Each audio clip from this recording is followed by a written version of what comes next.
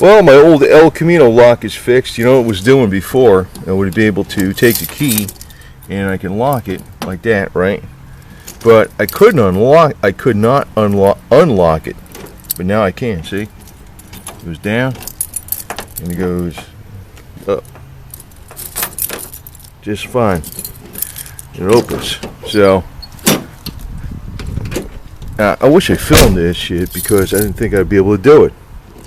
But what it was, so the door's locked, right? Works better than it did before. Before, I had to like hit the key a bunch of times to get it to go up. And what was going on in the back of the lock, there's like this little, it's like a slot. It's a little bit of a slot, and what was going on, it was worn out. And what I did was I took the Dremel tool and I cleaned off the back of the locking mechanism, and I welded a little nub on there. Then I had to shape the nub like that notch again. I didn't think I was going to be able to do this. I was like, let me just give it a try. What the hell, you know, because I don't want to. I didn't feel like it was starting to where I had to open it. It just happened the other day. I had to open it from that side, and this side wasn't working at all. It used to work. I had to hit the key a bunch of times and just jiggle the lock up, you know. But now it works like brand new.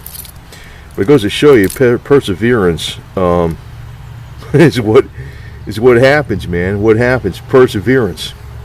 Sometimes it don't work, and sometimes you can fix something for dirt cheap, and it saved me a lot of time.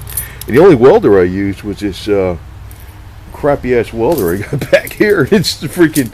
I didn't even dig out the better welder. This is this old Chinese one. It's all rigged up. It's got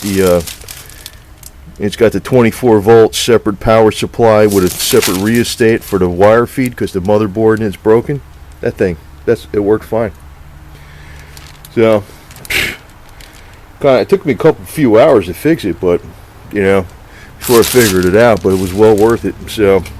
Goes to show you, man, you can MacGyver a lot of shit, and you know, when it comes down to it, so it's like good to go, man. So I'll be freaking taking this thing out today and getting rid of those pile of, at least half that pile of shit out there. Get rid of it. And probably this is a better way to explain what I had to do, because this was like the locking cylinder, right? The whole body of the locking cylinder.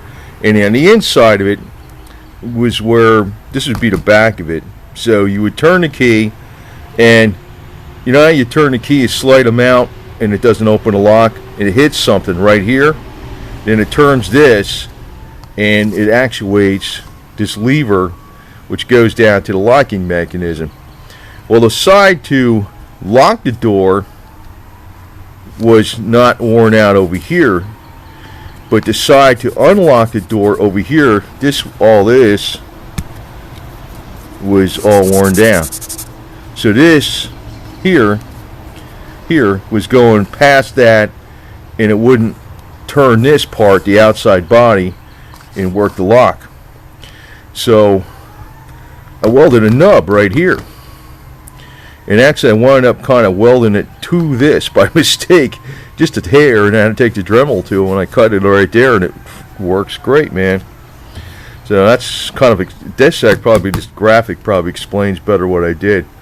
But it was kind of like, you know, real precision welding. It was like I just touched it a couple times, and I made sure it was chemically clean, and metal was shiny, and I put the welding clamp right on the lock body when I did that, and worked great, man.